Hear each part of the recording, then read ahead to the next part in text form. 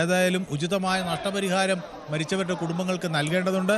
അതിനെപ്പറ്റി ഒരു നടപടി വേണം എന്ന് അണ്ണാമലൈ ആവശ്യപ്പെടുന്നു. സുരക്ഷാ ക്രമീകരണങ്ങൾ അപര്യാപ്ത മൂലമാണോ ഈ അപകടം സംഭവിച്ചത് എന്ന് അന്വേഷണം നടത്തണം. വൈദ്യുതി മുടങ്ങിയെന്ന ആരോപണങ്ങൾ വന്നിട്ടുണ്ടെങ്കിൽ അത് എങ്ങനെ എന്ന് അന്വേഷിക്കണമെന്നും ആവശ്യപ്പെടുകയാണ്. ഏതായാലും മുഖ്യമന്ത്രി പിണറായി വിജയനും ഈ ദുരന്തത്തിൽ അനുശോചനം രേഖപ്പെടുത്തിയിരിക്കുന്നു.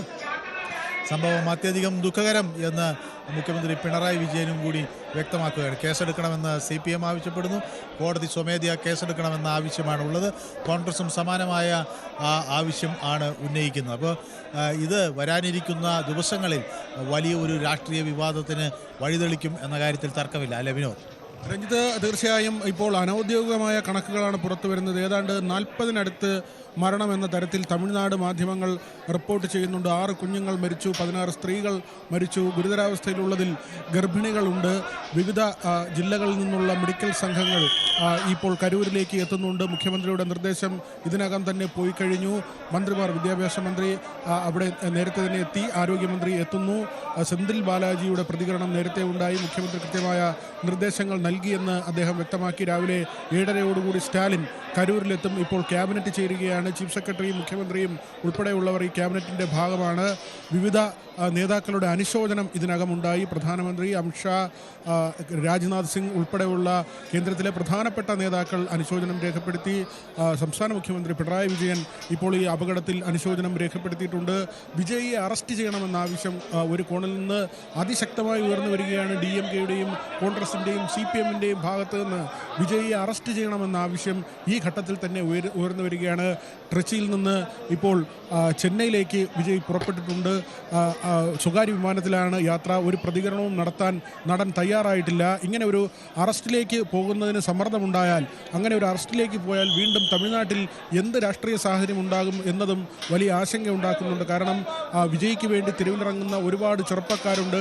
ഈ സിനിമാ നടൻ ആയ സമയം മുതൽ ആരാധക വൃന്ദം വലിയ തോതിലുള്ള ഒരു വ്യക്തിയാണ് വിജയ്. അതിനപ്പുറത്തേക്ക് ഇപ്പോൾ രാഷ്ട്രീയത്തിലേക്ക് പോകുമ്പോൾ ADMK പലതായി പിരിഞ്ഞു പോവുകയും DMK-ക്കെതിരെ ഒരു ആൻറ്റി ഇൻകംബൻസി ഭരണവിരുദ്ധ വികാരമുണ്ട് എന്ന് വിജയ് ആവർത്തിച്ച് പറയുകയും തമിഴ്നാട് രാഷ്ട്രീയത്തിലെ ഒറ്റയാനായി വിജയ് മുന്നോട്ട് പോകുന്നൊരു സാഹചര്യമാണ്. അവിടെ വിജയകാന്തിൻ്റെ കുടുംബത്തോട് മാത്രമാണ് ഒരു വൈകാരിക അടുപ്പം വിജയ് കാത്തു സൂക്ഷിക്കുന്നത്. ആ പാർട്ടിയുമായി മാത്രം ഒരു മാനസികമായ ഒരു അടുപ്പം വെച്ച് പുലർത്തുക മാത്രമാണ് വിജയ് ചെയ്യുന്നത്. BJP-യുമായോ അല്ലെങ്കിൽ ADMK-യുമായോ DMK-യുമായോ ഒരു തരത്തിലും, കോൺഗ്രസുമായോ ഒക്കെ തന്നെ ഒരു തരത്തിലുമുള്ള സഖ്യമില്ലാതെ തമിഴ്നാട്ടിൽ വിജയ് മുന്നോട്ട് പോകുമ്പോൾ രാഷ്ട്രീയ നിരീക്ഷകർ കണക്ക് കൂട്ടുന്നത് 20%-ലധികം വോട്ട് വിജയ്ക്ക് ലഭിക്കും എന്ന് തന്നെയാണ്. അവിടെയാണ് ഇങ്ങനെ ഒരു അപകടം ഉണ്ടാകുമ്പോൾ അതിന് വലിയ രാഷ്ട്രീയ മാനം ഉണ്ടാകുന്നത്. ജീവൻ പൊലിഞ്ഞു, അതിൻ്റെ ദുഃഖത്തിലാണ്. സ്വാഭാവികമായും ഈ ഒരു ആദ്യത്തെ ഘട്ടത്തിൽ, അടിയന്തര ഘട്ടത്തിൽ മരണപ്പെട്ടവരുടെ കുടുംബാംഗങ്ങളെ ആശ്വസിപ്പിക്കുക, ആശുപത്രിയിലുള്ളവർക്ക് ചികിത്സ നൽകുക, അതിൽ ഗർഭിണികളടക്കമുണ്ട്. അവർ ഇങ്ങനെ ഒരു ആരാധനയുടെ ഭാഗമായി തന്നെയാണ് ഈ ആൾക്കൂട്ടം വന്നതെന്ന് മനസ്സിലാക്കേണ്ടിയിരിക്കുന്നു. ഏതാണ്ട് 1,00,000-ലധികം ആളുകൾ, 10,000 പേരെ മാത്രം ഉൾക്കൊള്ളാൻ കഴിയുന്ന ഒരു പ്രദേശത്തേക്ക് 1,00,000-ലധികം ആളുകൾ വന്നു ചേരുന്ന ഒരു സാഹചര്യം. അവിടെയാണ് TVK-യുടെ ഭാഗത്തു നിന്ന് ചില പരാമർശങ്ങൾ അല്ലെങ്കിൽ അവരുടെ നേതാക്കളുടെ ചില പ്രതികരണങ്ങൾ വരുന്നത്.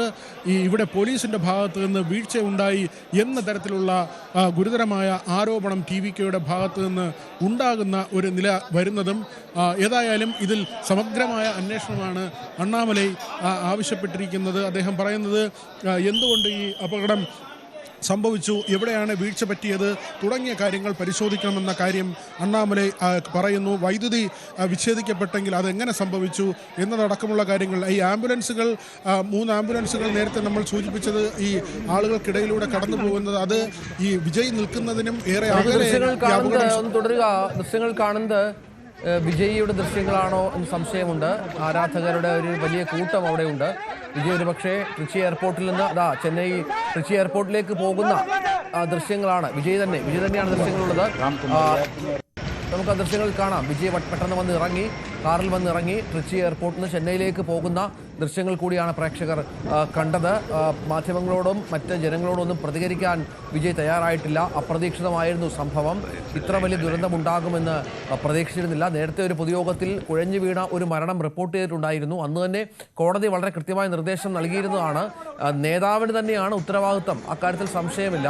ഈ ആൾക്കൂട്ടം ഇങ്ങനെ വല്ലാതെ വർദ്ധിക്കുന്നതിൽ നേതാവിനാണ് ഉത്തരവാദിത്തം, നേതാവ് നിയന്ത്രിക്കണം എന്നുള്ള രീതിയിലുള്ള പരാമർശം കോടതിയുടെ ഭാഗത്തു നിന്നൊക്കെ ഉണ്ടായിരുന്നു. നേരത്തെ ശ്രീ വിവേക് നാരായൺ റിപ്പോർട്ട് ചെയ്തതുപോലെ 30ഓളം നിർദ്ദേശങ്ങൾ പോലീസ് നൽകിയിരുന്നു. പക്ഷേ ഈ നിർദ്ദേശങ്ങൾ പരസ്യമായി കീറി എറിയുന്ന വിജയിയാണ് നമ്മൾ ദൃശ്യങ്ങളിൽ മറ്റും പൊതുയോഗത്തിലും മറ്റും കണ്ടത്. പക്ഷേ അതിൻ്റെ പരിണിത ഫലം, അതിന് തിക്തഫലം ഇപ്പോൾ വിജയ് അനുഭവിക്കുകയാണ് എന്ന കാര്യത്തിൽ സംശയമില്ല. സിബി സത്യൻ മാധ്യമങ്ങളെ ടെലിഫോൺ ലൈനിലുള്ള സിബി സത്യൻ, ഇതിപ്പോൾ തമിഴ്നാട് കണ്ട ഏറ്റവും വലിയ ദുരന്തമായി മാറുകയാണ്. തുടക്കത്തിൽ തന്നെ വലിയ തിരിച്ചടിയാണോ വിജയുടെ പാർട്ടി, വിജയ് വ്യക്തിപരമായി നേരിടുന്നത്?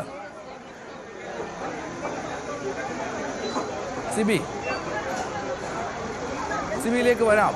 എന്തായാലും ഇത് വിലയിരുത്തേണ്ടതുണ്ട്. കാരണം തുടക്കത്തിലുള്ളൊരു പാർട്ടിയാണ്, അവർക്ക് പരിചയക്കുറവുണ്ട്. ക്രൗഡ് മാനേജ്മെൻറ്റ് എന്ന് പറയുന്നത് വലിയ സംവിധാനം ഒരുക്കി ചെയ്യേണ്ട, പരിചിതമുള്ള ആൾക്കാർ ചെയ്യേണ്ടതാണ്. അവിടെ അത് സംഭവിച്ചില്ല. ഒരു വലിയ ജനക്കൂട്ടം ഇങ്ങോട്ടേക്ക് ഇടിച്ചു കയറുന്നു. തമിഴ്നാട്ടിലെ സൂപ്പർ താരമാണ് വിജയ്. സിനിമ കാണാൻ ലക്ഷോപലക്ഷം ആളുകൾ ഇടിച്ചു കയറുന്ന താരമാണ്. രജനീകാന്ത് കഴിഞ്ഞാൽ ഒരുപക്ഷെ രണ്ടാമത് തമിഴ്നാട്ടിൽ ആരാധക വൃന്ദമുള്ള ഒരു താരം കൂടിയാണ് വിജയ്. മിക്ക ചിത്രങ്ങളും സൂപ്പർ ഹിറ്റ്. വിജയുടെ ആ സിനിമകളുടെ ആദ്യ പ്രദർശനമോ കേരളത്തിൽ പോലും എത്രത്തോളം വലിയ ഹിറ്റുകളാണ് എന്നുള്ളതുകൊണ്ട് നമുക്ക് ഇതിനോട് ചേർത്ത് വെക്കണം. അത്തരമൊരു താരത്തെ കാണാൻ തങ്ങളുടെ തൊട്ടടുത്തുള്ള സ്ഥലത്ത് വിജയ് എത്തിയിട്ടുണ്ട് എന്ന് പറയുമ്പോൾ സ്വാഭാവികമായും സ്ത്രീകളും ഇപ്പോൾ ഗർഭിണികളായാലും കൊച്ചു കുഞ്ഞുങ്ങളെയും ഒക്കെ കൊണ്ട് അങ്ങോട്ടേക്ക് എത്തും, സംശയമില്ല. അങ്ങനെ വന്ന ഒരു ജനക്കൂട്ടത്തെ എങ്ങനെ നിയന്ത്രിക്കണം, അല്ലെങ്കിൽ അത്ര അധികം ആളുകളെ അങ്ങോട്ട് കയറ്റിവിടാതിരിക്കുക. ഈ 10,000 പേർ മാത്രമാണ് ഉള്ളതെങ്കിൽ അവരെ ആ തരത്തിൽ നിയന്ത്രിക്കുക. അങ്ങനെ ക്രൗഡ് മാനേജ്മെൻറ്റ് വളരെ പ്രധാനമാണ് ഇത്തരം സമ്മേളനങ്ങളിൽ. അതൊന്നും അറിയാൻ വയ്യാത്ത ഒരു പാർട്ടിയായി വിജയുടെ പാർട്ടി മാറുന്നു എന്നുള്ള ഒരു കാര്യം കൂടി ഇതിൻ്റെ ഒരു പരിണിത ഫലമാണ്, തിക്തഫലമായി മാറുകയാണ്.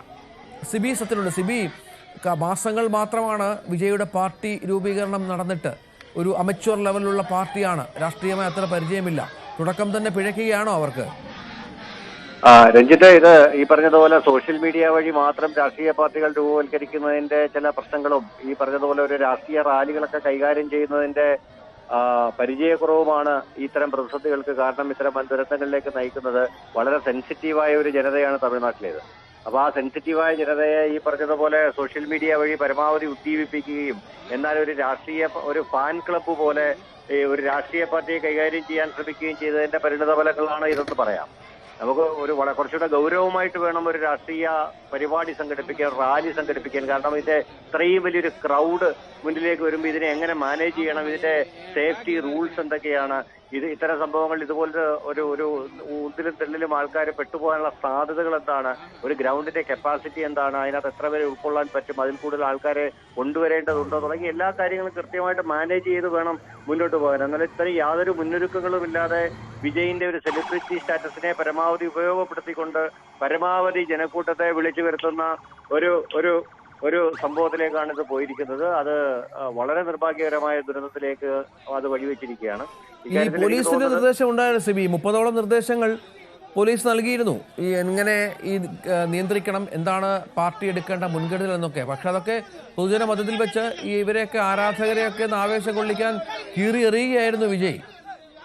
അതെ, ഇത് തന്നെ നമ്മൾ ഇതിന്റെ ഒരു ചെറിയ രൂപം പരിഗണിച്ചു കഴിഞ്ഞാൽ അല്ലു അർജുന്റെ ഒരു സിനിമയുടെ രംഗത്തിൽ ഇതുപോലെ സംഭവം അടുത്ത കാലത്തുണ്ടായിരുന്നു. നമ്മൾ ഓർമ്മയുണ്ടാവും, അന്ന് രേവന്ത് റെഡ്ഡി തെലങ്കാന മുഖ്യമന്ത്രിയുടെ ഉത്തരവ് പ്രകാരം അല്ലു അർജുനെ അറസ്റ്റ് ചെയ്യുകയൊക്കെ ഉണ്ടായി. അപ്പം ഇതുപോലുള്ള സംഭവങ്ങൾ എന്ന് പറയുന്നത്